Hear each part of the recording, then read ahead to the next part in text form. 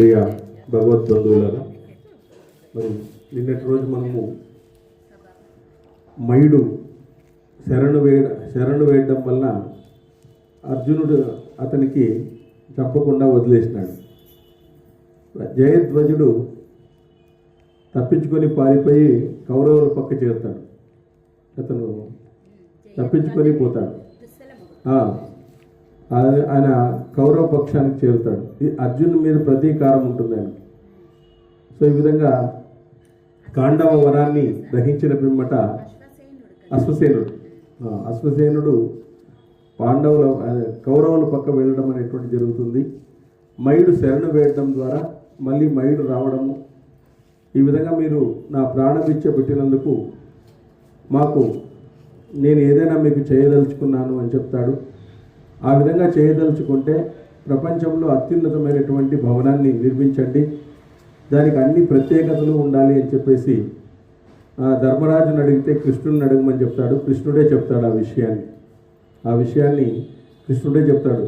అద్భుతమైనటువంటి భవనాన్ని మీరు నిర్మించాలా అని చెప్పేసి ఆ విధంగా చెప్పడం అనేటువంటి జరుగుతుంది అన్నమాట. కాబట్టి ఆ తర్వాత శిల్పి అని మయుడు తర్వాత శ్రీకృష్ణ భగవానుడు మరి ద్వారకాకు వెళ్ళడం అనేటువంటి జరుగుతుంది. ఈ విధంగా తుఫాను వచ్చే ముందు అంత నిశ్శబ్దంగా ఉన్నట్లుంది. అక్కడ ఉండేవాళ్ళు అక్కడ, ఇక్కడ ఉండేవాళ్ళు ఇక్కడ ఉన్నారు. మరి ఏం జరుగుతుంది అనేది ఇప్పుడు మనం చూద్దాం. ఇక్కడ 3వ అధ్యాయంలో మయుడు భీమార్జునులకు గదా శంఖములు ఇచ్చి సభను నిర్మించుట. వైశంపాయనుడు చెప్తున్నాడు, రాజా తర్వాత మయాసురుడు విజయుడు వీరభవుడు అయినటువంటి అర్జునుడితో ఇట్లన్నాడు, భారత, నేను ఒక ప్రదేశానికి వెళ్ళి తిరిగి వస్తాను, అందుకు నీ అనుమతి కోరుతున్నాను అని చెప్తాడు. కుంతీ కుమార ధనుంజయ, నేను మీకోసం ముల్లోకాల్లో ప్రసిద్ధికెక్కేటట్లు సభను నిర్మిస్తాను. ముల్లోకాల్లోనే ప్రసిద్ధి కలిగినటువంటి సభను నేను నిర్మిస్తాను. అది సర్వ ప్రాణకోటికి కూడా ఆశ్చర్యాన్ని కలిగిస్తుంది. అది సర్వ ప్రాణికోటికి ఎట్లాంటి ఉంటుందంటే ఆశ్చర్యాన్ని కలిగిస్తుంది. పాండవులందరికీ మిక్కిలి సంతోషాన్ని కూడా కలిగిస్తుంది. కాబట్టి అలాంటి భవనాన్ని నేను మీ అందరికీ కూడా నిర్మించడం అనేటువంటిది జరుగుతుంది అని చెప్పేసి చెప్తాడు.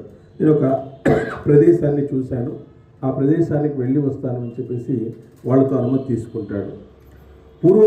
పూర్వకాలంలో రాక్షసులు కైలాస పర్వతానికి ఉత్తర దిక్కులో ఉన్న మైనాక పర్వతం పైన యజ్ఞము చేయాలని అనుకున్నారు. ఆ సమయంలో నేను విచిత్రమైన అందమైన మణిమయ బాండాన్ని తయారు చేశాను. దాన్ని బిందు సరస్సు సమీపంలో సత్యసంధుడైనటువంటి వృషపర్వ మహారాజు యొక్క సభలో ఉంచాను. అంటే బాండము అంటే నిర్మాణ ఉపకరణం అంటే నిర్మాణానికి పనికొచ్చేది. సో అందులో ఆ బాండాన్ని తయారు చేసినాడంట, నిర్మాణం చేయడానికి కావాల్సినటువంటి పరికరం అన్నమాట. దాన్ని బిందు సరస్సు సమీపంలో సత్యసంధుడైనటువంటి వృషపర్వ మహారాజు యొక్క సభలో ఉంచాను. భారత, ఆ బాండం ఇప్పటి వరకు అక్కడ ఉన్నట్లయితే దాన్ని తీసుకుని వస్తాను. దాంతో పాండునందుడైన ధర్మరాజుకు కీర్తి కలిగించే విధంగా నేను సభను నిర్మిస్తాను. నేను అక్కడ బిందు సరస్సు దగ్గర పెట్టాను, మైనాక పర్వతం దగ్గర ఉండేది, అక్కడ ఒక రాజు దగ్గర పెట్టాను. అక్కడ ఉన్నట్లయితే అది దొరికిందంటే మాత్రం మంచి భవనాన్ని నిర్మించడానికి నాకు పనిముట్టు దొరికినట్లు అవుతుంది అని చెప్తాడు. సకల రత్నాలతో అలంకరించబడి విచిత్రమై మనసుకు ఆనందం కలిగించే భయంకరమైన గద కూడా ఒకటి బిందు సరస్సులో ఉంది. ఒకటి మంచి గద కూడా ఉంది. వృషపర్వ మహారాజు యుద్ధంలో శత్రు సంహారం చేసిన పిమ్మట ఆ గదను బిందు సరోవరంలో ఉంచాడు. ఆయన శత్రు సంహారం చేసి గొప్ప అదైనటువంటి గదను అందులో ఉంచినాడు. అది చాలా బరువైంది, దృఢమైంది కూడా. చాలా దృఢమైంది కూడా. నీ గాంధీవంలాగా ఆ గద ఒక్కటే 1,00,000 గదలతో సమానంగా ఉంటుంది. అది 1,00,000 గదలకు సమానంగా ఉంటుంది. 1,00,000 గదలతో ఎట్లయితే కొడతామో అంత సౌండ్ వస్తుందన్నమాట. అదేవిధంగా 1,00,000 గదలతో సమానంగా ఉండి శత్రు సంహారం చేయగలదు. ఆ గద భీమసేనునికి తగినటువంటిది. ఇంకా ఆయనకి అదే ముఖ్యం. భీముడు గదాయుద్ధమే కాబట్టి ఆయనకి ఈజీగా ఉంటుంది. ఆయన దాన్ని ఎత్తుకోగలడు, దాంతో యుద్ధం చేయగలడు. బలశాలి పరాక్రమశాలి కాబట్టి ఆయనకి ఈజీగా ఉంటుంది. ఆ గదతో పాటు వృషపర్వుడు అనే మహారాజు సభలో ఈయన ఉంచినాడు. మయుడు ఉంచినాడు. మయుడు వృషపర్వ మహారాజు యొక్క సభలో ఉంచినాడు. ఈయన బిందు సరస్సు దగ్గర ఈయన ఉంచినాడు. నేను అక్కడ వెళ్ళి తీసుకుని వస్తాను అని చెప్పినాడు. ఆయన మయుడు ఆయన శిల్పము చేసేటువంటి వాడు, శిల్పాచార్యుడు ఉన్నట్లు అనమాట.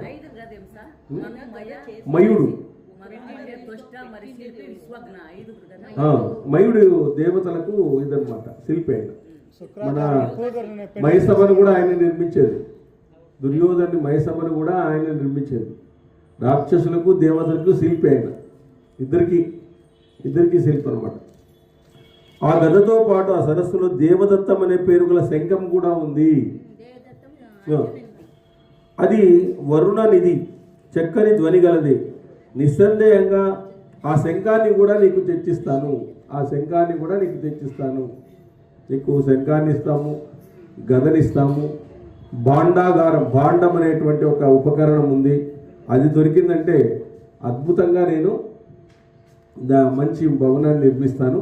ఒకసారి నేను అక్కడికి వెళ్ళి వస్తాను. వృషపర్వ మహారాజు సభలో ఉంచినాను, కొన్నింటిని సదస్సులో ఉంచినాను అని చెప్పినాడు అనమాట.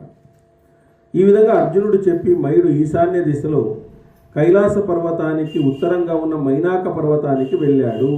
మైనాక పర్వతం దగ్గరే బిందు సదస్సు ఉందన్నమాట. అక్కడ వెళ్ళినాడు. అక్కడ గొప్ప గొప్ప మణులతో కూడిన హిరణ్య శృంగము అనే పర్వతం కూడా ఉంది.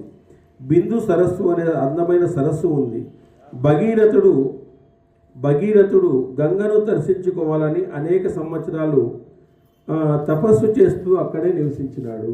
ఆయన భగీరథుడు గంగను మన భూలోకానికి రప్పించాలని చెప్పేసి కఠోరమైనటువంటి తపస్సు చేసి ఆయన అక్కడే తపస్సు చేస్తూ అక్కడే నివసించినాడు. బిందు సరస్సు దగ్గరే ఆయన తపస్సు చేసినాడు. భరతశ్రేష్ఠ అక్కడ సర్వప్రాణి కోటికి అధిపతి, మహాత్ముడైనటువంటి ప్రజాపతి, ముఖ్యులైన 100 యజ్ఞాలు చేశారు. అది చాలా పవిత్రమైనటువంటి ప్రాంతము. 100 యజ్ఞాలు చేసినారు. అక్కడ మణిమయమైనటువంటి యాపస్తంభాలు, విశాలమైన యక్షశాలలు కూడా ఉన్నాయి. చాలా యక్షశాలలు ఉన్నాయి. భగీరథుడు తపస్సు చేసినటువంటి ప్రాంతము, ఎన్నో యుద్ధాలు జరిగినటువంటి ప్రాంతము ఈ విధంగా ఉంది. అవన్నీ అందంగా చేయబడినాయి. కానీ శాస్త్ర ప్రకారం కానీ సిద్ధాంత ప్రకారం కానీ ఆ చేయలేదు. అయినా సహస్రలోచనుడైన శచీపతి అక్కడ యజ్ఞము చేసి సిద్ధిని పొందినాడు. ఇంద్రుడు కూడా అక్కడ తపస్సు చేసినాడు. భగీరథుడు చేశాడు, ఇంద్రుడు కూడా అక్కడ చేశాడు. సమస్త లోకాలను సృష్టించిన వాడు, సమస్త ప్రాణికి అధిపతి అయినటువంటి భయంకర తేజోవంతుడు, సనాతన ధర్మమైనటువంటి బ్రహ్మదేవుడు బిందు సరస్సులో ఉండి అందరి చేత సేవించబడ్డాడు. అందులో బ్రహ్మదేవుడు కూడా అక్కడ కొన్ని రోజులు నివాసం ఉన్నాడు. ఆయన ద్వారా అందరూ సేవించబడినారు. 1000 యుగాల పర్యంతము అక్కడ నరనారాయణులు, బ్రహ్మదేవుడు, యమధర్మరాజు, మహాదేవుడు ఈ 5గురు యజ్ఞాలు చేశారు. నరనారాయణులు అక్కడ 1000 యుగాల పర్యంతం అక్కడ నరనారాయణుడు, బ్రహ్మదేవుడు, యమధర్మరాజు, మహాదేవుడు 5గురు యజ్ఞాలు చేశారు. ధర్మాన్ని రక్షించడం కోసం భగవంతుడైన వాసుదేవుడు అక్కడ అనేక సంవత్సరాలు నిరంతరము శ్రద్ధతో యజ్ఞం చేసినాడు. ఈ యజ్ఞంలో సువర్ణమాలలతో అలంకరించబడిన స్తంభాలు, మిక్కిలిగా ప్రకాశించే యజ్ఞ వేదికలు, 1000 లక్షల దానాన్ని చేశారు. మహారాజా మయాసురుడు బిందు సరోవరానికి వెళ్ళి గదను, శంఖాన్ని, సభ నిర్మాణానికి కావలసిన స్ఫటికాలను, మణిమయ ద్రవ్యాలను తీసుకుని వచ్చాడు. ఈ విధంగా అక్కడ చాలామంది తపస్సు చేసినారు. అక్కడ ఉన్నటువంటి పరికరాలన్నింటినీ కూడా మయుడు అక్కడికి వెళ్ళి తీసుకొని వచ్చాడు. అవన్నీ పూర్వము వృషపర్వుని ఆధీనంలో, అక్కడ వృషపర్వుని యొక్క రాజ్యం అనేటువంటిది ఉండేది, ఆయన ఆధీనంలో ఉండేటువంటివి కాబట్టి అవి తీసుకుని వచ్చాడు. ఎంతోమంది రాక్షసులు, సేవకులు ఆ మహానిధిని కాపాడుతున్నాడు. మయుడు అక్కడికి వెళ్ళి ఆ నిధిని అంతటినీ కూడా తీసుకుని వచ్చాడు. అక్కడి వస్తువులన్నింటినీ తీసుకుని వచ్చి మయుడు సాటి లేని భవనాన్ని తయారు చేశాడు. పెద్ద భవనాన్ని తయారు చేశాడు. అది ముల్లోకాలలో ప్రసిద్ధికెక్కే దివ్య భవనము, మన్నులతో ప్రకాశిస్తూ సుందరంగా ఉండేటువంటి భవనము. సుందరంగా ఉండేటువంటి భవనం, మన్నులతో ప్రకాశిస్తూ ఉండేటువంటి సుందరమైనటువంటి భవనము. ఆ సమయంలో మయుడు శ్రేష్టమైన గదను భీమునికి, ఉత్తమమైనటువంటి శంఖాన్ని అర్జునునికి ఇచ్చాడు. అక్కడ బిందు సరస్సులో ఉండేటువంటి గదను భీమునికి ఇచ్చినాడు. ఉత్తమమైన శంఖాన్ని అర్జునునికి ఇచ్చినాడు. ఆ శంఖం యొక్క నాదాన్ని వింటే సమస్త ప్రాణికోటి కంపింపజేస్తుందంట, అంటుందంట. ఆ శంఖం యొక్క నాదాన్ని వింటే సమస్త ప్రాణికోటి కూడా కంపిస్తుంది. మహారాజా, ఆ సభలో బంగారుమయమైన చెట్ల శోభ విరాజిల్లుతుంది. సో బంగారుమయంగా ఉండేటువంటి చెట్ల శోభ అనేటువంటిది ఉండేదంట. చెట్ల శోభ ఉండేదంట. అది ఆ సభ 10,000 జానుల పొడవు వెడల్పు కలిగి ఉంటుంది. అగ్ని, సూర్యుడు, చంద్రుడు ప్రకాశించినట్లుగా అత్యంత పరిపూర్ణమై మనోహరంగా ఉంటుంది. చాలా మనోహరంగా ఉంది. ఆ సభ యొక్క తేజస్సు సూర్య తేజాన్ని కూడా తిరస్కరిస్తుందంట. ఆ సభ యొక్క తేజస్సు ఎట్లుందంటే సూర్య తేజాన్ని కూడా ఇచ్చేస్తుంది. ఎంత శోభాయమానంగా ఉంది చూడండి. ఆ సభ యొక్క తేజస్సు సూర్య తేజాన్ని కూడా తిరస్కరిస్తుంది. ఆ సభ దివ్య తేజస్సుతో వెలిగిపోతుంది. నూతన మేఘముల ఆకాశాన్ని ఆవరించి విశాలంగా, రమణీయంగా, దోషరహితంగా ఉంది. ఉత్తమ ద్రవ్యాలతో ఆ సభ నిర్మితమైంది. రత్న ప్రాకార తోరణాలతో అలంకృతమైంది. చిత్ర విచిత్రాలైన వస్తువులు, ప్రదేశాలు ఉన్నాయి. అధిక ధనసంపన్నమైనది. ఆ భవనము దానవ విశ్వకర్మైన మయాసురుడు ఆ సభను అతి సుందరంగా నిర్మించినాడు. చాలా సూర్యచంద్రులకు సాటిలేనిదిగా ఉందంట, మామూలుగా న్యాచురల్గా. మయుడు నిర్మించిన ఆ సభతో యాదవుల యొక్క సుధర్మ అనే సభను కానీ, బ్రహ్మ యొక్క సభకు కానీ సాటి రావు. అంటే బ్రహ్మ యొక్క సభకు కూడా సాటి రావంట. అట్లుందంట అది. ఆ విధంగా సుధర్మ, యాదవుల యొక్క సుధర్మ, ఆయన యాదవుల రాజు. తర్వాత మయాసుడు ఆజ్ఞను అనుసరించి 8,000 మంది కింకర్లు అనే రాక్షసులు ఆ సభకు రక్షణగా ఉన్నారు వాళ్ళందరూ. వారు ఆ సభను ఒక స్థానం నుంచి మరొక ప్రదేశానికి తరలించగలరు. సభను తీసుకుని పోవచ్చు అనమాట, ట్రాన్స్పోర్ట్ చేయొచ్చు. ఎక్కడికన్నా తీసుకుపోతారు. అట్లా చూడండి. ఆ రాక్షసులు భయంకరమైన ఆకారం గలవారు. ఆకాశంలో సంచరిస్తుంటారంట వాళ్ళంతా. పెద్ద శరీరంతో మహాబలవంతులుగా ఉన్నారు. కళ్ళు ఎర్రగాను పింగళ వర్ణముతోనూ ఉన్నాయి. చెవులు మృత్యము చిప్పలతో సమానంగా ఉన్నాయి. ప్రహారం చేయడంలో నేర్పరులు. వాళ్ళు ఎగరడంలో, దుంకడంలో చాలా నేర్పరులుగా ఉన్నారు. మయాసురుడు ఆ సభలో సాటి లేని సుందరమైన పుష్కరిణిని నియమించినాడు. ఒక పుష్కరిణిని కూడా ఆయన నిర్మించినాడు. దానికి ఏది సాటి రాదు. ఆ పుష్కరిణి ఇంద్రనీల మణులతో నిర్మించబడి నల్ల కలవలు ఉన్నాయి. ఆ పద్మల కాడలు మణులతో చేయబడ్డాయి. చూడండి ఎంత బాగుంది. అందులో పద్మరాగాలతో చేయబడిన కమలాలు మనోహరంగా సుగంధాన్ని వ్యాపించి చేస్తున్నాయి. అనేక రకాలైన పక్షులు ఉన్నాయి. పుష్పించిన పద్మాలతో బంగారం చేసిన తాబేళ్లు, చేపల చేతను ఆ సభ విచిత్ర శోభతో ప్రకాశిస్తున్నది. విచిత్రమైన స్ఫటికాలతో కూడిన మెట్లతోనూ, బురదలేని స్వచ్ఛమైన నీటితోనూ నిండి ఉన్న ఆ కొలను చూడ్డానికి చాలా ఆనందంగా ఉంది. ఆ పుష్కరిణి కానీ, ఆ కొలను కానీ, ఆ సభ కానీ చూడ్డానికి చాలా ఆనందంగా ఉంది. పిల్ల వాయువుల చేత నీటి బిందువులు, తామర పూల రేకుల చెంది ఆ పుష్కరిణి అంతా ముత్యాల బిందువులు పొగినట్టుగా ముచ్చట గలుపుతూ ఉంది. చాలా ముచ్చట గలుపుతుంది ఆ పుష్కరిణి అంతా కూడా. దేవతలకు కూడా సాటి రాదనమాట. అట్లుందనమాట ఆ విధమైనటువంటి ఆ పుష్కరిణి 4 వైపులా మణిమయమైనటువంటి వేదికలు అందంగా నిర్మించబడడం అనేటువంటిది జరిగింది. మణులతో, రత్నాలతో నిర్మించబడిన ఆ పుష్కరిణి దగ్గరకు రాజులెవరు వచ్చి చూసినప్పుడు అది పుష్కరిణిగా తోచదు. అది మామూలు ప్రదేశం అనుకుని భయపడి అందులో పడిపోతారంట.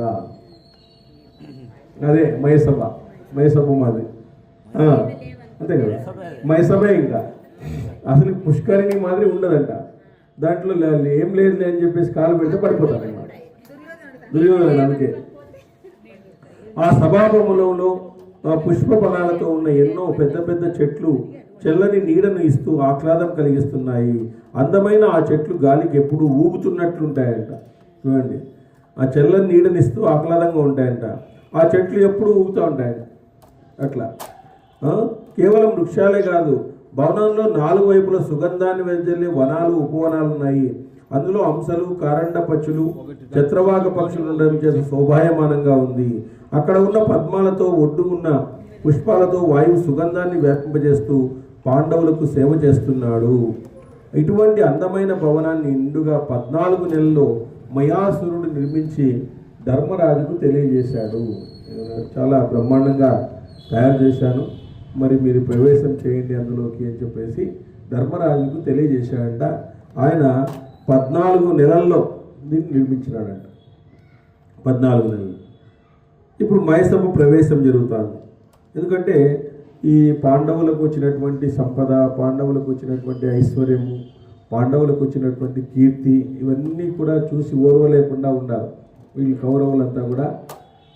పాండవులు ద్రుపదునితో ఉండడము, శ్రీకృష్ణ భగవానుడు ఉండడము వాళ్ళతో పాటు, ఈ విధంగా ఉండడం వల్ల వాళ్ళకు వచ్చినటువంటి సంపద, ద్రౌపది వాళ్ళకు సుభద్ర వీళ్ళందరూ కూడా పెళ్లి చేసుకోవడము, ఇవన్నీ ఉండడం వలన వాళ్ళకి అన్నీ కలిసి వచ్చినాయి. కారణం ఏమంటే పాండవులు ధర్మాన్ని పోగొట్టుకోలేదు కాబట్టి అన్నీ కలిసి వస్తాయి. మనం అనుకుంటున్నాం ధర్మం అనేటువంటిది ఎందుకు మనం పాటించాలి అంటే మనకు, ఎందుకంటే ఆ ధర్మాన్ని పాటించడం వల్ల మనకు తిరుగు ఉండదు, మన జీవితానికి తిరుగు ఉండదు. ఎందుకంటే మనం అధర్మంగా చేసినటువంటి దాని వల్ల మనకి ఎఫెక్ట్ కావచ్చు, మన పిల్లలకు కూడా ఎఫెక్ట్ కావచ్చు. కాబట్టి అధర్మంగా ఉండడం వల్ల మనకి ఎఫెక్ట్ అవుతుంది, పిల్లలకు కూడా ఎఫెక్ట్ అవుతుంది. ఒక్కోసారి చెప్పాలంటే మన కుటుంబాలను కూడా ఇచ్చేస్తుంది. అట్లని లాభం లేకుండా వ్యాపారం ఏం లాభంతోనే చేయాల. 10 రూపాయల వస్తువు 100 రూపాయలు అని చెప్పకూడదు. 10 రూపాయల వస్తువు 20 రూపాయలు చెప్పుకోవచ్చు, తప్పేం లేదు. మనము బ్రతకాలి కదా. కాబట్టి అట్లేం లేదు, అధర్మంగా మనం బ్రతకడానికి అవకాశం ఉండకూడదు. అందువల్లే వాళ్ళు ధర్మంగా ఉన్నారు. చూడండి, వాళ్ళు భిక్షాటన చేసినారు. చూడండి, పాండవులు భిక్షాటన చేసినారు. తర్వాత ధృతరాష్ట్రుని ఆదేశాల మేరకు లక్క గృహంలో ప్రవేశించినారు. ఆ విధంగా ఉండడం వల్ల భగవంతుడే వాళ్ళని రక్షించినాడు. కొంతమంది మాటలు మనము విన్నా కూడా మనము చెడు మార్గం వైపు పంపిస్తుంటారు వాళ్ళు మాటలు చెప్పి మనకి. మనం చెడు మార్గం వైపు పోయిన పెద్దవాళ్ళ మాటలు విన్నాము అనే ఉద్దేశంతో మనకు మంచి జరుగుతుంది అన్నమాట. ఒకసారి పెద్దవాళ్ళు చెడు మార్గం చెప్తారు, కానీ పెద్దవాళ్ళ మాట వినాలని చెప్పేసి మనము ఆ మార్గమే పోతాం ఒక్కోసారి, కానీ అదే మంచిది అవుతుంది. ఒక్కోసారి వాళ్ళు చెడు చేయాలనుకుంటే వాళ్ళకే ఎఫెక్ట్ పడుతుంది అన్నమాట. కాబట్టి ధర్మంగా ఉండడము, ధర్మంగా జీవించడం అనేటువంటిది మనము నేర్చుకోవాలా. మనం మహాభారతం నుంచి మనం అది నేర్చుకోవాలి. కాబట్టి మనము ఇక్కడ మయుడు అన్నాడు, మయాసురుడు శ్రేష్టమైన భవనాన్ని నిర్మించి అర్జునుడితో ఈ విధంగా అన్నాడు. మయుడు అన్నాడు, సవ్య చాసి ఇదియే మీ సభ, ఇక్కడ ఒక జెండా కూడా ఉంచుతాను. దీని యొక్క అగ్రభాగంలో భూతాలతో కింకరగణం నివాసం ఉంటుంది. దీన్ని నువ్వు ధనుష్ఠాకారాన్ని చేసినప్పుడు ఆ శబ్దంతో పాటు ఈ భూతగణం మేఘాలలో సమానంగా గర్జన చేస్తుంది. ధనుష్ఠాకారం రాముడు ఉపయోగించినాడు కదా వాళ్ళని చంపడానికి. అట్లాంటిది నువ్వు చేసినప్పుడు ఇక్కడ ఎట్లుంటుంది అంటే ఆ శబ్దంతో పాటు ఈ భూతగణం మేఘాలతో సమానంగా గర్జిస్తూ ఉంటుంది. ఇది సూర్యునితో సమానమైన తేజస్సుతో ప్రకాశించే అగ్నిదేవుని ఉత్తమ రథము. అంతేకాదు ఇది తెల్లని వర్ణముతో ప్రకాశించే బలిష్టమైన దివ్యమైన గుర్రాలు. ఈ ధ్వజము వానర చిహ్నంతో ఉంటుంది. జెండాపై కవిరాజు మాదిరి వానర చిహ్నంపై ఉంటుంది. దీని నిర్మాణం అంతా మాయామయం. ఆ జెండా అగ్నిలాగా పైకి ఎగురుతూ ఉంటుంది. అడ్డం వచ్చిన చెట్లను తగులుకొనివ్వదు. ఇప్పుడు ఎంత ఇంజనీరింగ్ స్కిల్స్ అప్పుడే ఉన్నాయి, ఎంత ఇంజనీరింగ్ స్కిల్స్ ఉన్నాయి చూడండి, అవే వాడుకుంటున్నాం ఈరోజు. వానర ధ్వజం అనేక రంగులతో కనిపిస్తుంది. ఇది యుద్ధంలో ఎప్పుడూ పైకి ఎగురుతూనే ఉంటుంది, ఎప్పుడూ వంగిపోదు, ఎప్పుడూ స్థిరంగా ఉండదు. ఈ విధంగా మయాసురుడు పలికి అర్జున్ని గాఢంగా ఆలింగనం చేసుకుని వెళ్ళిపోయినాడు.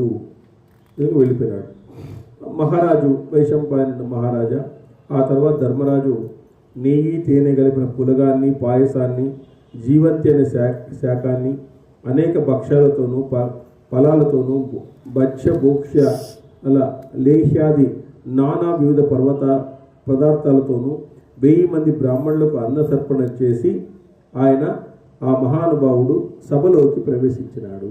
వీళ్ళు అన్నదానం చేసి వాళ్ళందరూ కూడా అందరికీ బ్రాహ్మణులకంతా అన్నదానాన్ని చేసి పాయసము, పులగము, జీవంతి అనే శాఖము, అనేక భక్ష్యాలు చేసినారు. ఫలాలతో భక్తి భోక్ష లేహ్యాది నానావిధ పర్వతాలతో 1000 మంది బ్రాహ్మణులకు అన్న సంతర్పణ చేశాడు. ఆ మహానుభావుడు సభలోకి ప్రవేశించినాడు. నూతన వస్త్రాలతో పుష్ప హారాలతో సత్కరించి అనేక ప్రాంతాల నుంచి వచ్చిన బ్రాహ్మణులను ధర్మరాజు సంతృప్తిపరిచినాడు. అనంతరం ప్రత్యేకంగా వచ్చిన బ్రాహ్మణులందరికీ 1000 చొప్పున గోవులను దానం చేసినాడు. 1000 గోవులను దానం చేసినాడు. అప్పుడు గోసంపద ఎంతుందో మరి. యుధిష్ఠిరుడు ఆ సమయంలో భవనంలో పుణ్యావచన మంత్రాలు ఆకాశం అంటుతున్నట్లుగా మారుమోగినాయి. కురుశ్రేష్ఠుడైన యుధిష్ఠిరుడు అనేక మంగళవాద్యాలు మోగుతూ ఉంటే వివిధ గంధ ద్రవ్యాల పరిమళాలతో సభాభవనంలో దేవతలను స్థాపించి పూజించినాడు. అనంతరం ఆ భవనంలోకి ప్రవేశించినారు. అక్కడ ధర్మనందనుడైన యుధిష్ఠిరుడిని సేవించడానికి నటులు, రుల్లులు, సూతులు, వైతాళికులు, మల్లులు, అనేక మంది వాళ్ళు వచ్చారంట. వాళ్ళందరూ కూడా తన సోదరులతో కూడి పూజా కార్యక్రమం చేసి ధర్మనందనుడైన యుధిష్ఠిరుడు స్వర్గంలో ఇంద్రుడిలాగా ఆ సుందరమైన భవనంలోకి ప్రవేశించినాడు. ఫస్ట్ అర్జునుడు ప్రవేశించినాడు, తర్వాత ధర్మరాజు ప్రవేశించినాడు. ఋషులు వారితో పాటు అనేక దేశాల నుంచి వచ్చిన మహారాజులు పాండవులతో కలిసి సభలో కూర్చున్నారు.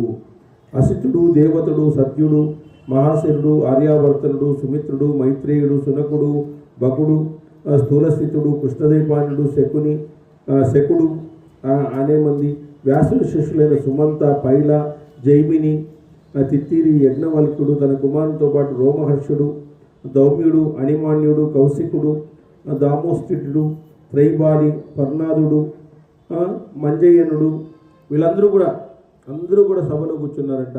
పరిచాలకుడు, మార్కండేయుడు, పవిత్రపాణి, సావర్ణుడు, సారికుడు, బలివాకుడు, సత్యపనుడు, వరాహుడు, సునకుడు, మహాతేజస్, శాండిల్యుడు, కుక్కురుడు, వేణుజంకుడు, కాలపుడు, కటుడు, జితేంద్రియులు, ధర్మ విద్వాంసులు, ధర్మాత్ములైన మహర్షులందరూ కూడా సభను అలంకరించినారంట. అందరూ కూడా వచ్చేశారు.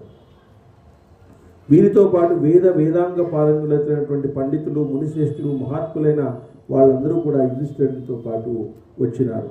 ధర్మజ్ఞులు, పవిత్రాత్ములు, నిర్మల హృదయులైనటువంటి మహర్షులు మహారాజైన ధర్మరాజునకు పవిత్రమైన కథలను చెప్తున్నారంట. మంచి కథలను చెప్తున్నారు. ఆయనతో పాటు క్షత్రియ శ్రేష్ఠులైన రాజులు కూడా ధర్మరాజును సేవిస్తూ ఉన్నారు. అందరూ కూడా అక్కడ ఉండేటువంటి వాళ్ళు పండితులు, గొప్ప గొప్ప మహర్షులు అందరూ కూడా వచ్చారు. పాండవులు అంటే వాళ్ళకి ఎనలేని ఇష్టం అన్నమాట. మహాత్ముడు, ధర్మజుడు, శ్రీమంతుడైనటువంటి మంజుకేత మహారాజు, వివర్తనుడు, సంగ్రామజిత్తు, దుర్ముతుడు, పరాక్రమవంతుడైన ఉగ్రసేనుడు, అపరాజితుడు, క్షేమకుడు, కాంబోజరాజు, కమటుడు, మహాబలుడైన కంపనుడు ధర్మరాజును సేవిస్తూనే ఉన్నారు.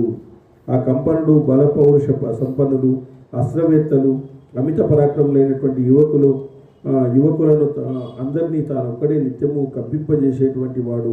ఇంకా అంగరాజు, వంగరాజు, ఓడ్రరాజు, ఆంధ్రరాజు, ఆమె సుమిత్రుడు, సైన్యుడు, సుమనుడు, దేవరథుడు, భోజుడు, కళింగరాజైన శృతయూధుడు, మగధ దేశమైనటువంటి జయసేనుడు, సుకర్ముడు, చేతిసానుడు, కేతుమంతుడు, ఇలా మొత్తం సుదర్శనుడు, శిశుపాలుడు, పుత్రులతో ఉన్న శిశుపాలుడు, కరుషరాజైన దంతభక్తుడు, వృష్టివంశస్థులు, దేవతా స్వరూపులు, గదుడు, సారణుడు, అక్రూరుడు, కృతవర్మ, సినీపుత్రుడైనటువంటి సత్యకుడు, మొత్తం అందరూ కూడా వచ్చేసినారు అనమాట.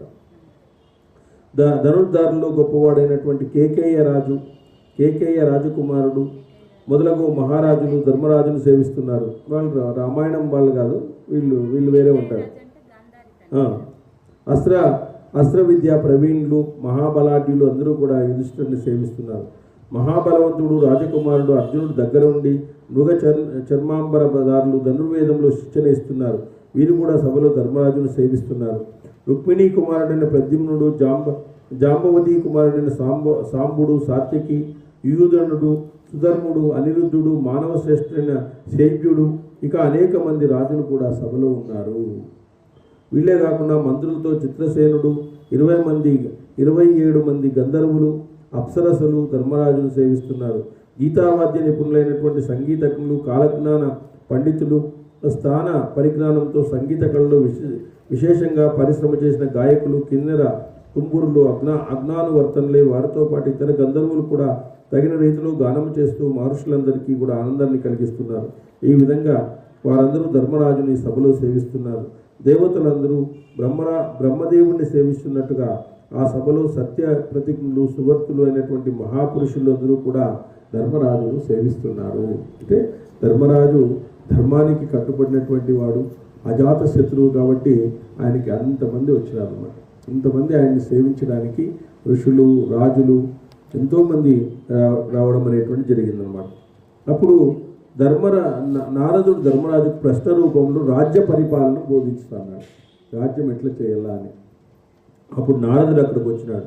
అతడు వేదాలు ఉపనిషత్తులు పూర్తిగా తెలిసి ఉన్న జ్ఞాని. ఆయన ఎట్లాంటి వాడు?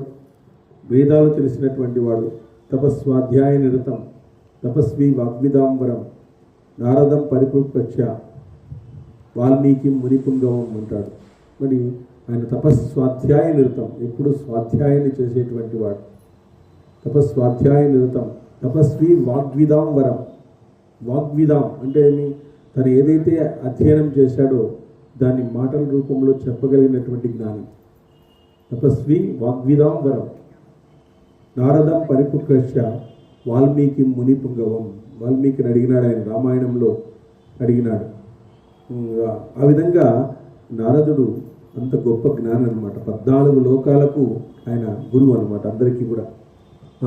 దేవతలందరి చేత పూజించబడేవాడు, ఇతిహాసాలు పురాణాలు తెలిసినవాడు, పూర్వకల్ప విశేషాలు ఎరిగినవాడు, ధర్మజ్ఞుడు, న్యాయవేత్త, శిక్ష, కల్ప, వ్యాకరణ, నిరుక్త చందనములు, జ్యోతిష్యం ఎరిగినవాడు, ఐక్య, సంయోగ, వియోగ, నానత్వ సమవాయులతో విశారదుడు, మహావక్త, ప్రగల్భుడును, మేధావి, స్మరణ శక్తి సంపన్నుడు, నీతి శాస్త్ర విచారుడు, త్రికాల జ్ఞాని, పరంపర విభాగం తెలిసినవాడు, ప్రమాణపూర్వకంగా సిద్ధాంతాన్ని నిశ్చయించేవాడు, ప్రతిజ్ఞ, హేతు, ఉదాహరణ, ఉపనయన, నిగమన అనేటువంటి పంచావయాలతో కూడిన వాక్యాల్లో గుణదోషాలు తెలిసినవాడు.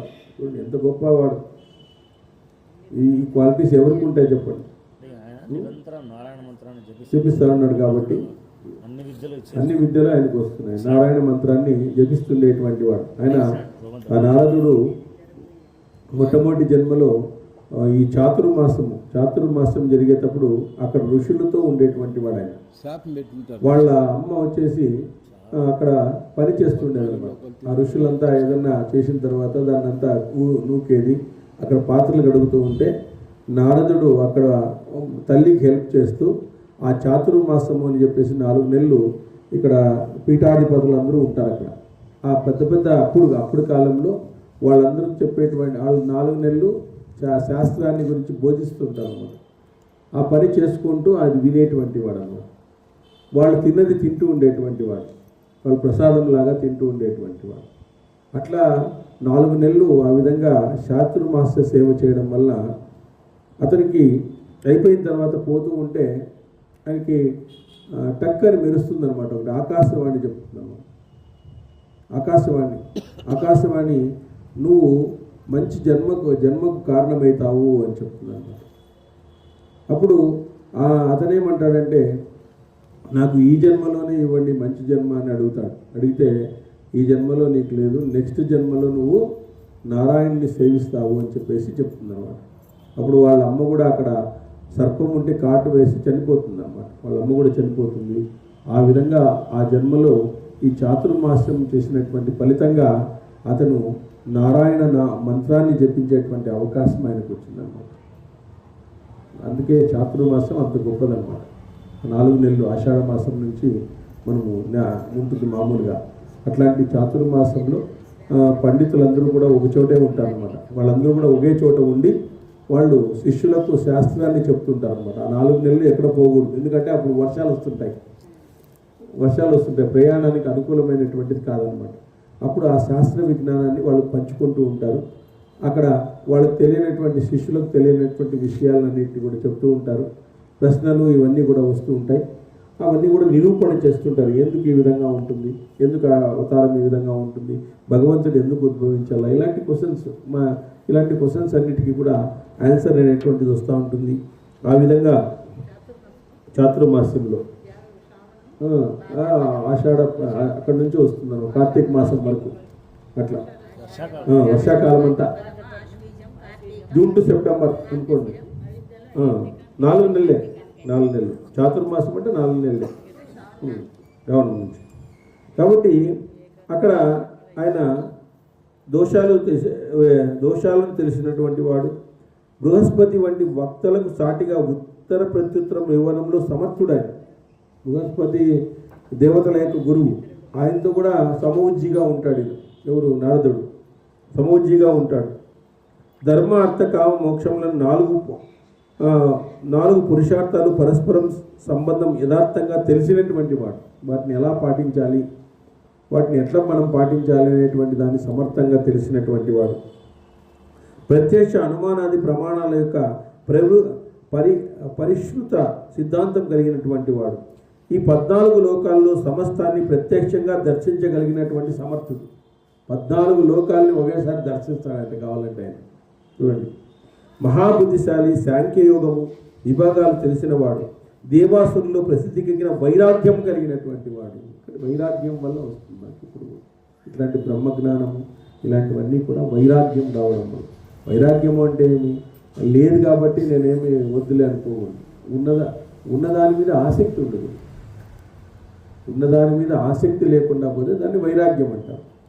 నాకు ఎట్లా డబ్బులు లేవు కదా, వైరాగ్యంతోనే ఉంటాము అట్లా అనకూడదు. ఉన్నదాని మీద ఆసక్తి ఉండకూడదు అన్నమాట, దాన్ని వైరాగ్యం అంటాం. సో అట్లాంటి వైరాగ్య స్థితి మనిషికి ఎప్పుడైనా కలగాల్సిందే. చూడండి, చాలామంది డబ్బులు పెట్టుకుంటారు, ఏం చేస్తారు, ఏం చేయలేని పరిస్థితుల్లో కూడా ఉంటారు. కొంతమంది డబ్బులున్నా కూడా అంటుంటారు, పండ్లు ఉండేవానికి తినేయట్లేదు, తినేవాడికి పండ్లు ఉండవు అని చెప్పేసి. కట్లే ఇరోనికి హాలీరోనికి కట్లే ఇల్లా అంటారు. శనగలు ఉండేవానికి పండ్లు ఉండవు, పండ్లు లేని వాళ్ళకి శనగలు ఉంటాయని చెప్పేసి ఏం చేస్తారు తీసుకునేది.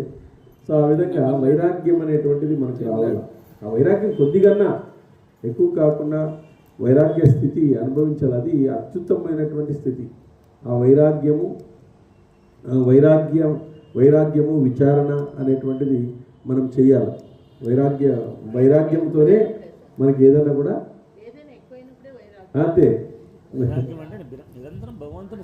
స్మరించుకోవడము ఉన్నది. దాని మీద అంటే భౌతిక దాని మీద దృష్టి పెట్టుకోకుండా భగవంతుని మీద దృష్టి పెట్టడం అనేది అట్లా మనము వైరాగ్యం ద్వారా మనం ఏదైనా కూడా సాధించుకోవచ్చు. కాబట్టి అర్జునుడు అదే కదా అడిగేది, నువ్వు వైరాగ్యంతో ఉండాలయ్యా అంటాడు. కొద్దిగా వైరాగ్యం కూడా నీలో రావాలా. ఇవన్నీ అర్థం కావాలంటే నీకు వైరాగ్యం అనేటువంటిది ఉండాలా. నువ్వు వైరాగ్యం లేకుండా పోతే ఇవన్నీ అర్థం కావు నీకు అని చెప్పి శ్రీకృష్ణ భగవానుడే అర్జునుడికి చెప్తాడు. వైరాగ్యం చేయాలా, ప్రయత్నం చేయాలా. నువ్వు వైరాగ్యం ఉండాలా, ప్రయత్నం అనేటువంటిది ఉండాలా, ప్రయత్నం చేయాలా. ప్రయత్నం చేస్తే ఏదైనా అవుతుంది. అభ్యాసేన కౌంతేయ వైరాగ్యేన అంటారు.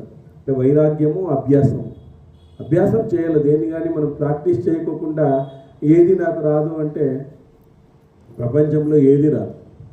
మనం అలవాటు చేసుకోవాలి. ఇప్పుడు కొంతమంది 24 గంటలు ఎన్నో పనులు చేస్తారు. కొంతమంది 24 గంటల్లో 2 పనులే చేస్తారు, 2-3 పనులు, తినేది పడుకునేది అంతే. కొంతమంది 24 గంటలు ఎన్ని పనులు కావాలంటే అన్ని పనులు చేస్తారు. దానికంతా టైం వాళ్ళు కేటాయించుకుంటారు. ఎన్నెన్నో పనులు చేస్తారు. వాళ్ళు టైం కరెక్ట్గా చేసుకుంటారు. కానీ కొంతమంది ఆ 24 గంటలు సరిగా వినియోగించుకోరు. ఉండేటువంటి ఆయుష్ ఇచ్చినటువంటిది అంతే కదా. ఒక చోట ఒక శవము పోతుందంట. శవం పోతూ ఉంటే భగవంతుడు వాడికి ఒక రకంగా ఇచ్చినాడంట, అంటే ఆ ప్రాణం ఇచ్చినాడంట. ప్రాణం ఇచ్చిన తర్వాత భగవంతుని వెంట వాడి వెంట ఒక పెట్టి వస్తుందంట. ఆ పెట్టిలో ఉండేటువంటివన్నీ ఇట్లా చూపిస్తున్నాడంట. స్వామి, ఆ పెట్టిలో నాకు గుడ్డలు ఉన్నాయి, అవి నావే కదా అన్నంట. నీవెందుకు అవుతావరా, నేను కదా ఇచ్చింది అవన్నీ అని చెప్తాను. నీవెందుకు అవుతారా, నేను కదా ఇచ్చింది అని అంట. సరే అని చెప్పేసి భార్య బిడ్డలు వస్తా అంటే వాళ్ళందరూ నా వాళ్ళే కదా అన్నంట. నీ వాళ్ళు ఎట్లయితారు, నేను కదా నీకు పెళ్లి చేసిండేది, నీకెట్లా పెళ్లి చేసిండే అని చెప్పినంట. మళ్ళీ కొడుకు వస్తా అంటే వీడు నా కొడుకే కదా అంటే నీకెవరు చెప్పినారు, నేను ఇచ్చినాను కొడుకుని, కానీ నాకు సంబంధించిన వాళ్ళే వాళ్ళు అని చెప్పినారు. నాకు సంబంధించిన వాళ్ళే వాళ్ళంతా అని చెప్పి మరి ఆయన ప్రాణంతో ఉండే ఆయన, స్వామి నాదంటూ ఏం లేదా అని అడిగినాడు. నాదంటూ ఏం లేదా, అన్నీ నువ్వే అంటున్నావు కదా, నాదంటూ ఏం లేదా అంటే నీదంటూ ఉందిరా అని చెప్పినాడు. ఏముంది స్వామి నాదంటూ, అన్నీ పెట్టే వద్దంటివి, దాంట్లో ఉండే బట్టలు నావు కాదంటివి, భార్య వస్తా అంటే భార్య కాదంటివి, కొడుకు వస్తా అంటే కొడుకు కావాలంటివి, నా ఆస్తి కాదా నువ్వే ఇచ్చినానంటివి, నా కోసం ఏమి ఇచ్చినావు స్వామి నువ్వు అన్నంట. నీ కోసము 24 గంటలు ఇచ్చినాను రోజు, అది నీది. నీ కోసం నీకు 24 గంటల సమయం రోజు ఇచ్చిన. మరి ఆ సమయాన్ని నువ్వు దుర్వినియోగం చేశావు. దుర్వినియోగం చేసినావు కాబట్టి నేను ఇప్పుడు యమధర్మ రాజు లాక్కొని పోతున్నాడు. నేను ఇచ్చినవన్నీ నీవు అనుకొని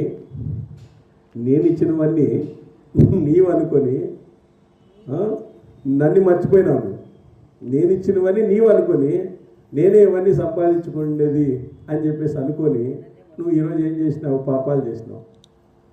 అదే ఇవన్నీ భగవంతుడు ఇచ్చినవి అనుకునింటే నువ్వు ఇంకో రకంగా ఉండేవాడు. 24 గంటలు నీ ప్రవర్తన ఇట్లుండేది కాదు. ఆ 24 గంటలు నేను ఇచ్చినవి, నేను సంపాదించినవి, నాకు వచ్చిండేటివి, నేను నాది అనేటువంటి అహంకారంతో నువ్వు నేను ఇచ్చినటువంటి జన్మనంతా కూడా వృధా చేసినావు. కాబట్టి ఈరోజు ఈ స్థితి వచ్చింది నీకు. అదే ఇవన్నీ భగవంతుడు ఇచ్చినవి, నేను ఎంజాయ్ చేసిపోవాలా. ఏమి ఇచ్చినాడో అవి భగవంతుడికి సంబంధించినటువంటివి, దాన్ని ఊరికే యూజ్ చేసుకోమని ఇచ్చినాడు ఆయన. యూజ్ చేసుకున్న తర్వాత నాది అనకూడదు, ఇంకా వెళ్ళిపోతాను. కాబట్టి నీకు 24 గంటల సమయం ఇచ్చినాను. ఆ 24 గంటల్లో నీకు భగవంతుడు ఇచ్చినటువంటిది అని చెప్పేసి ఏ రోజన్నా భగవంతుడిని తలుచుకున్నావా నువ్వు? లేదు స్వామి అన్నా. ఏ రోజన్నా తలుచుకున్నావా? కాబట్టి అందుకేరా ఇవన్నీ చెప్పడానికి నేను శ్మశానంలో ఉంటాను అని ఈశ్వరుడు చెప్తాడండి. ఇవి చెప్పడానికేరా నేను శ్మశానంకి వచ్చేది. ఏమేమో అనుకుంటువి, ఏమేమో బంధాలు అనుకుంటువి, ఆ బంధము ఈ బంధము ఇంకో బంధం అన్నీ తగిలేసుకొని వస్తుంది. ఏమా ఇప్పుడు పరిస్థితి? నువ్వు నాన్న నాన్న అనిపించినటువంటి నీ కొడుకే నీకు కొరివి పెట్టేశా. నాన్న నాన్న అని పిలిచినటువంటి నీ కొడుకే నీకు కొరివి పెట్టేసినా లేదా? పెట్టేసినా లేదా? అక్కడే ప్రేమ చూపించినా అదేమన్నా వైరాగ్యం అంటే అంత బాగా ప్రేమించిన వాళ్ళే నిన్ను కాల్ చేస్తారు కదప్ప. ఈ బంధాలన్నీ శాశ్వతమని ఎట్లా అనుకుంటావు నువ్వు? అందుకే రా నేను నీకు చెప్పడానికి, నెక్స్ట్ జన్మకైనా అంత మారరా నువ్వు. ఈ జన్మ అయిపోయింది ఇంకా, సరే ఓకే, నెక్స్ట్ జన్మకైనా మారప్పా అని చెప్పేసి చెప్పడానికి నేను శ్మశానానికి వస్తాను అని చెప్పి ఈశ్వరుడు అంటాడంట. అందుకే నేను శ్మశానంలో ఉంటాను. ఆ పార్వతీదేవి వద్దంటుంది, ఎప్పుడు ఆడే ఉంటావు నువ్వు అని చెప్పి. ఏం చేస్తావు పార్వతి? చెప్పాలి కదా వాళ్ళకి విషయాలు. చెప్పకపోతే ఎట్లా? నీకు కొన్ని విషయాలు చెప్తాను రోజు, ఆ వ్రతము ఈ వ్రతము చేయమని చెప్పేసి నువ్వు వాళ్ళకి చెప్పాలి కదా ఏదో ఒకటి. వాళ్ళు ఎవరు లేరు, వాళ్ళకి ఎవరున్నారు? శ్మశానంలో ఆయన భార్య వెళ్ళిపోతారు అంతే, అందరూ వదిలేసి వెళ్ళిపోతారు. ఇంకెవరు చెప్తారు చెప్పు? మనం చెప్పకపోతే ఎట్లా? ఇంకెవరు చెప్తారు చెప్పు? యమధర్మరాజా తీసుకుపోతాడు, ఆయన శిష్యులు ఆయన వేస్తా అంటాడు అంతే, ఆయనేం చెప్పడు పెద్దగా. కాబట్టి నేను చెప్పడానికి శ్మశానంలో ఉంటాను. అందుకే కొద్ది ప్రాణం నిలిపింటాను వాడికి. ఈ ధనుంజయ వాయువు అని చెప్పేసి లోపల వాయువు ఉంటుందన్నమాట. ఆ వాయువు ద్వారా శవం ఉబ్బి ఉంటుందంట. అప్పుడు వాడికి ప్రాణం తెప్పించి చెప్తాడంట. శివుడు చెప్తాడు. అందుకే నేను శ్మశానంలో ఉంటాను, ఊరికే కాదు ఉండేది అని చెప్పి వాటికి అయిపోయి గుర్తుంటే మళ్ళీ వస్తావు నాది నాది అది అది లేకుండా ఉండేదే మంచిది. గుర్తుండదు కానీ చేసిన సంస్కారం గుర్తుంటుంది. చేసిన సంస్కారం గుర్తుంటుంది. ఇప్పుడు మీరు ఆధ్యాత్మికంగా ఇంత విన్నారు కదా, ఇక్కడ నుంచి స్టార్ట్ అవుతుంది జన్మ. నెక్స్ట్ మళ్ళీ ఇక్కడ నుంచి ఆధ్యాత్మికంగా చేసిన దాన్ని పోదు, వెళ్ళిపోదు. అది వాళ్ళకి సంస్కారం, పూర్వజన్మ సంస్కారం. వాళ్ళ అదే అంతే. ఇప్పుడు జన్మ మనకు భౌతిక సంపదలు గుర్తుండవు, మనం ఎట్లా పుట్టినాము ఏమని గుర్తుండదు. కానీ ఈరోజు మనము భగవంతుని గురించి చెప్తున్నామంటే పూర్వజన్మలో ఎక్కడో కొంత పుణ్యం చేసినాం. అందరికీ రాదు కదా అవకాశం. ఇది పార్ట్ టైం జాబ్ కాదు కదా ఇది. పూర్వజన్మ మీరంతా వింటున్నారంటే పూర్వజన్మలో ఎక్కడో స్టాప్ చేసినారు, అక్కడ కొంత విన్నారు కాబట్టి మీరు ఈరోజు ఉండగలుగుతున్నారు. అదే పక్కింటోళ్ళు ఎదురింటోళ్ళే రావడం లేదు కదా. చూడండి, వాళ్ళకి లేదు, అది ఆ సంస్కారం లేదు. వాళ్ళు గతంలో జన్మాంతర సంస్కారం ఉండాల. ఇవన్నీ వినాలంటే జన్మాంతర సంస్కారం ఉండాల. ఆయన ఆటి నుంచి వస్తాడు, సూగూరు నుంచి. ఆయన జన్మాంతర సంస్కారం ఉంది, డిపాజిట్ అనమాట. అంటే గత జన్మలో కొంత ఏదో పుణ్యం చేసినాడు కాబట్టి ఈరోజు ఆ పుణ్యాన్ని పెంచుకుంటున్నాడు. ఆ పుణ్యాన్ని మనం పెంచుకుంటాను కాబట్టి విజయ్ కుమార్ అంతే, ఆయన ఆరాటపడుతుంటాడు. అసలు పాపం రావాలా, భక్తులు రావాలా, చెప్పాలా, జరగాల, అన్నీ జరగాల అని చెప్పి చెప్తుంటాడు. వస్తాడు పాపం, ఉంటే మాత్రం ఆబ్సెంట్ కాదనమాట. అంతే. ఇంద్రుల్ని ఏమైనా పూజించారు మీరు, నీ కర్మకు ఉపయోగపడేది గోవర్ధనగిరి. అంతే, మీ గోవులను పోషించదు, దాన్ని పూజించండి, అప్పుడు మారుస్తాడు. ఇంద్రుడితో అదే పాపము. కాబట్టి ఆ విధంగా ఈ 14 లోకాల్లో సమస్తాన్ని ప్రత్యక్షంగా దర్శించగలిగిన సమర్థుడు, మహాబుద్ధిశాలి, సాంఖ్యయోగ విభాగాలను తెలిసినవాడు, దేవాసురులో ప్రసిద్ధికెక్కిన వైరాగ్యం కలిగిన వాడు, సంధి విగ్రహ తత్వజ్ఞుడు, స్వపర పక్షాలతో బలాబలాలను సులభంగా అంచనా వేసి శత్రుపక్షాన్ని తన పక్షానికి తిప్పుకునేటువంటి నేర్పు కలిగినటువంటి వాడు. శత్రుపక్షాన్ని కూడా తన వైపు తిప్పుకుంటాడంట ఆయన, అంత నేర్పు కలిగినటువంటి వాడు. రాజనీతిలో షడాంగాలను ఉపయోగించడంలో నేర్పు కలిగినటువంటి వాడు. సమస్త శాస్త్రాలను తెలిసినటువంటి పండితుడు ఆయన, సమస్త శాస్త్రాలు తెలిసినటువంటి పండితుడు, విద్వాంసుడు. యుద్ధ విద్యలో లాగా సంగీతంలో కూడా కుశలుడు. సంగీతం కూడా ఆయనకు తెలుసు, ఎప్పుడు పాడుతూనే ఉంటాడు. ఏమాత్రము కోపం ఎరగని వాడు, కోపం అంటే ఆయనకి ఎరగదంట. ఇంకా అసంఖ్యాక సద్గుణాలతో కూడిన మననశీలుడు, పరమ తేజస్శాలి, అన్ని లోకాలను సంచరించేవాడు, నారద మహర్షి, పారిజాతుడు, బుద్ధిశాలి అయిన పర్వతుడు, సౌమ్యుడు, సుముఖుడు, ఎంత గొప్ప వ్యక్తి. మొదలగు అనేక మహర్షులతో కూడిన ప్రేమపూర్వకంగా పాండవుల్ని కలుసుకోవాలని మనోవేగంతో ధర్మరాజు యొక్క సభకు వచ్చి జయసూచకమైనటువంటి ఆశీర్వచనాలను ఇచ్చినాడు ధర్మరాజుకు. ఇలాంటి గొప్ప లక్షణాలు, సద్గుణ సంపన్న. నారాయణ మంత్రాన్ని జపించడం వల్ల అది ఆయనకి ఇచ్చినాడు. ఆ విధంగా ఆయన ధర్మరాజును ఆశీర్వచనాలు ఇవ్వడానికి అక్కడికి వచ్చినాడు. వచ్చిన నారద మహర్షికి ధర్మధర్మాలు పూర్తిగా తెలిసిన పాండవ శ్రేష్ఠులు యుధిష్ఠిరుడు తన సోదరులతో సహా సింహాసనం నుంచి లేచి ప్రేమతో వినయముతో నమస్కారం చేసినారు. వాళ్ళందరూ కూడా మహర్షికి ఉచితాసనాన్ని చూపించి కూర్చుండబెట్టి ఆ ధర్మరాజు నారద మహర్షికి గోవులను మధుపర్కాన్ని బహుకరించి సాంప్రదాయబద్ధంగా అర్ఘ్యపాదాలను సమర్పించి రత్నాలతో శాస్త్రోక్తంగా పూజించి సంతోషపరిచినాడు. మహారాజు ధర్మజ్ఞుడు చేసినటువంటి యథోచిత స్వాగత సత్కారానికి నారద మహర్షి చాలా సంతోషించినాడు. ఈ విధంగా పాండవులు పూజించిన తర్వాత ధర్మ అర్థ కామాలను దృష్టిలో పెట్టుకుని నారదుడు ధర్మరాజుకు ఇలా అడిగాడు. నారదుడు ప్రశ్న, ధర్మరాజా, నీ ధనము యజ్ఞాలకు, దాన ధర్మాలకు, కుటుంబ రక్షణకు, ఇతర సత్కార్యాలకు ఉపయోగిస్తున్నావా అని అడిగాడు. ఇండైరెక్ట్గా మనకు అడుగుతున్నట్లు. నీ ధనము యజ్ఞాలకు, దాన ధర్మాలకు, కుటుంబ రక్షణకు, కుటుంబానికి కూడా, ఇతర సత్కార్యాలకు వినియోగిస్తున్నావా? నీ మనసు నిక్షేపం లేకుండా సుప్రతిష్టమై ఉంటుందా? సుఖ సంతోషాలను పొందుతున్నావా? మీ వంశంలో పుట్టిన రాజశ్రేష్ఠుల నుంచి పరంపరగా సంప్రాప్తమవుతున్న ధర్మసహితమైన వృత్తిని అవలంబించి ధర్మ అర్థ కామ ఒకదానికోటి బాధించకుండా సముచిత సమయాల్లో వాటిని సేవిస్తూ సుఖిస్తున్నావా? అంటే ధర్మ అర్థ కామాల్ని కరెక్ట్గా ప్రపోర్షన్గా వాటిని ఎంత ఉపయోగించాలో అంత ఉపయోగించాలి. ధర్మం అంటే 25%, కామం అంటే 25%, మోక్షం అంటే 25%, అర్థం అంటే 20. అది బ్యాలెన్స్ ఉండాలి. ఇప్పుడు అర్థకామాలు మనకు ఎట్లున్నాయంటే 40-40 ఉన్నాయి, 80 అయిపోయాటికి. ధర్మం 10% ఉంది, మోక్షం 10% ఉంది. ఇవి బ్యాలెన్స్ లేవు. ఈ బ్యాలెన్స్ చేయాలి, బ్యాలెన్స్ సమానంగా ఉండాలి. ధర్మ అర్థ కామ మోక్షాలన్నీ కూడా సమానంగా ఉండాలా అనేటువంటిది. అర్థం వలన ధర్మం వలన, ధర్మం వలన అర్థం వల్ల ధర్మం కానీ, ధర్మం వలన అర్థం కానీ ప్రీతిసారమైన కామం చేత ఈ రెండూ కానీ బాధించబడ్డం లేదు కదా. చూడండి, ఇక్కడ అర్థం వలన ధర్మము లేదా ధర్మం వలన అర్థము ప్రీతిసారమైన కామం చేత ఈ రెండు బాధించబడ్డం లేదు కదా.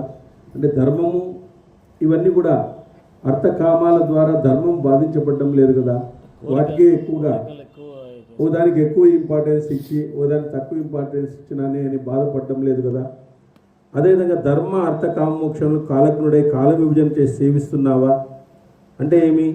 ఉదయం ధర్మాన్ని ఆచరించాలి, మధ్యాహ్నం అర్థాన్ని ఆర్జించాలి, సాయంకాలం కామాన్ని అంటే మన కోరిక అంటే మనకు ఉండేటువంటి కోరికలు, కామం అంటే ఇక్కడ కోరికలు, మనకు ఉండేటువంటి కోరికలు ఆచరించాలి. ధర్మస్థుతి చెప్పిందంట, ఉదయం లేస్తూనే మనం ధర్మం ఆచరించాలంట. అంటే ఏమి? సంధ్యావందనం చేయడము, భగవంతుని చేయడము, ఏదైనా మనకు వచ్చినటువంటి వాళ్ళకి దాన ధర్మాలు చేయడం, మన ఇంటికి వచ్చినటువంటి వాళ్ళకి దాన ధర్మాలు చేయడము, ఇవన్నీ చేయాలి. మధ్యాహ్నం ఏం చేయాలి? అర్థాన్ని అర్థించాలి.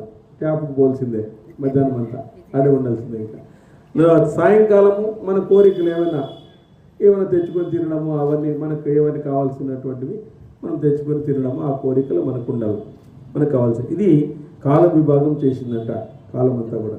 కాబట్టి మనం ప్రొద్దున లేస్తూనే ఎవరిని ఎత్తి మీద చేయబెట్టాలా, ఈరోజు ఎవరిని మోసం చేయాలా అని ఆలోచిస్తూ రాకూడదు అనమాట.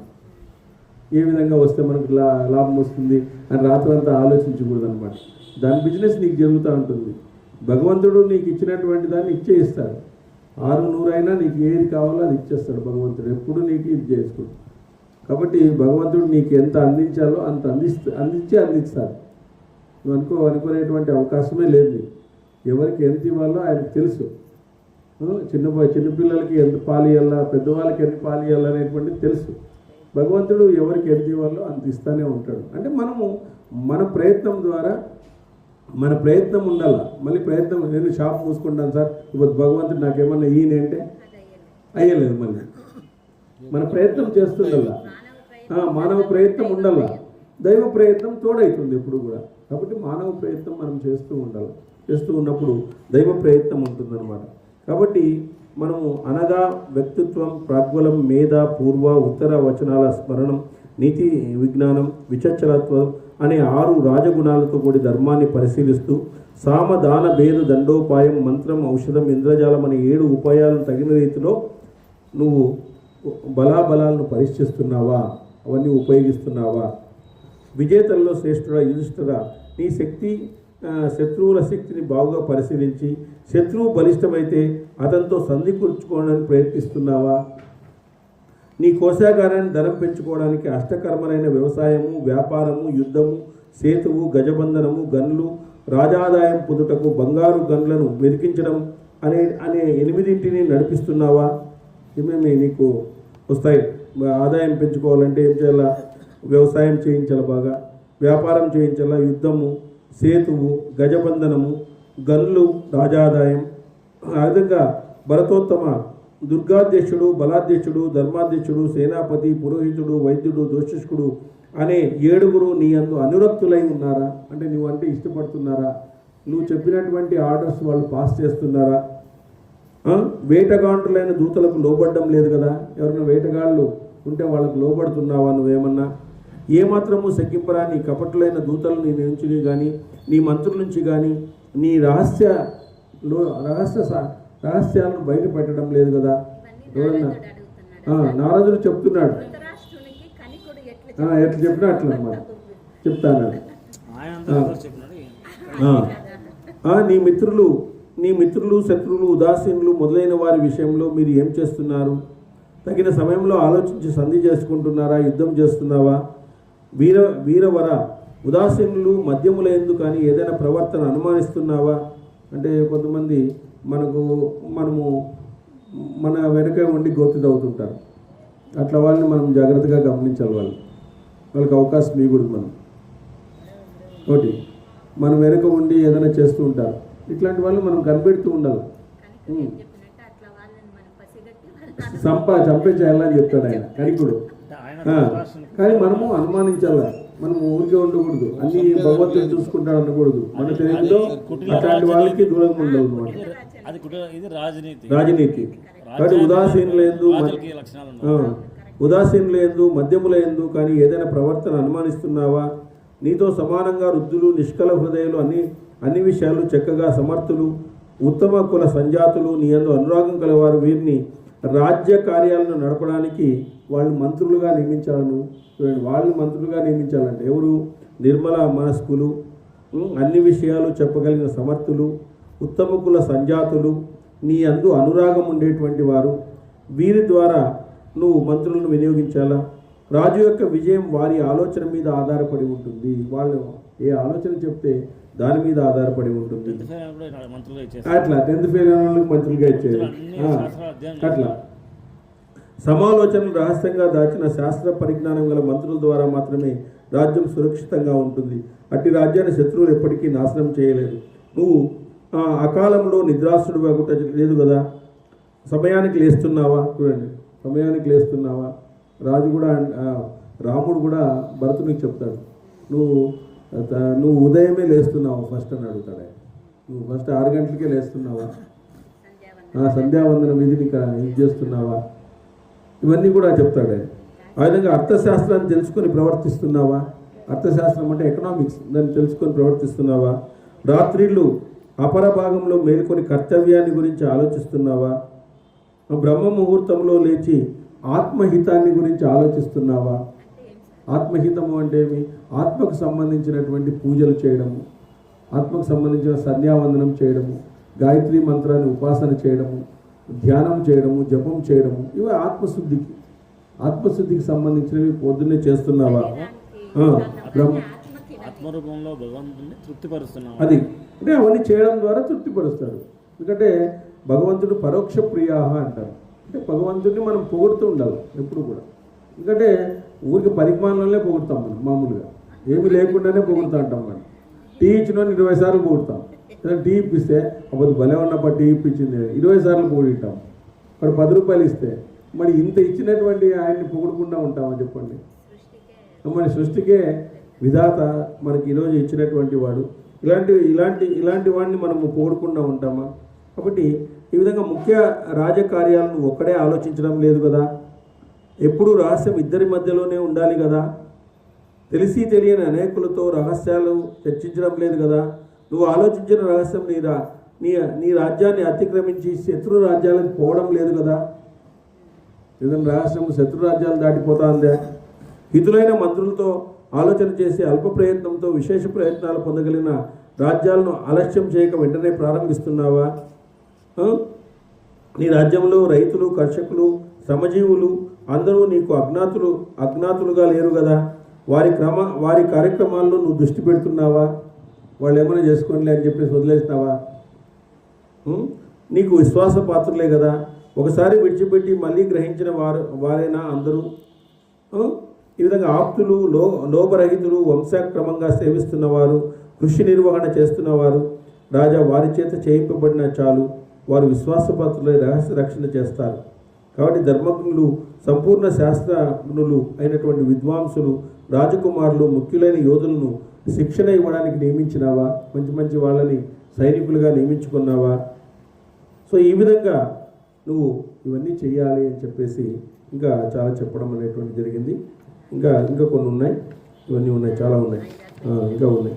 ఇంకా ఈ విధంగా అనేక రకాలైనటువంటి మరి ధర్మాలను ఇప్పుడు రాజకీయ నాయకులకు ఇవన్నీ అవసరం. ఇవన్నీ ఇప్పుడు రాజకీయ నాయకులకు ఇది చదవాలి, రామాయణం చదవాలా, భారతం చదవాలా. ఎందుకంటారంటే ఇవి తెలుసుకొని సావాలి ఫస్ట్ వాళ్ళు. పరిపాలనకు సంబంధించి అన్ని క్లీన్గా ఉన్నాయి. అప్పటికే రాజరహస్యాలు ఎట్లా రాజులు ఎట్లా తేయాలి, రాజు అంటే ఈరోజు ఉండేటువంటి ముఖ్యమంత్రులు, ఈరోజు ఉండేటువంటి ప్రధానమంత్రులు ఇవన్నీ చదువుకోవాలి. అందుకే రామరాజ్యం వస్తుంది అని చెప్పడానికి ఉండేదన్నమాట. ఆర్థికంగా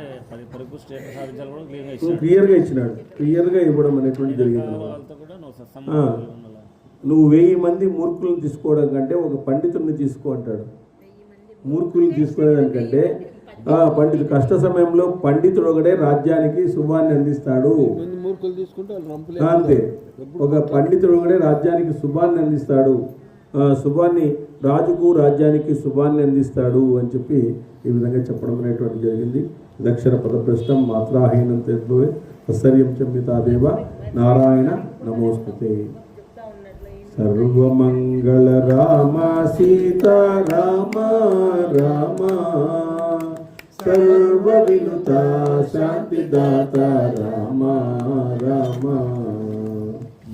సులోని మాయా బాబు రామ రామ మనస్సులోని మోమయోతు రామ రామ సర్వమంగళ రామ సీతారామ రామ సర్వ వినుత శాంతిదాత రామ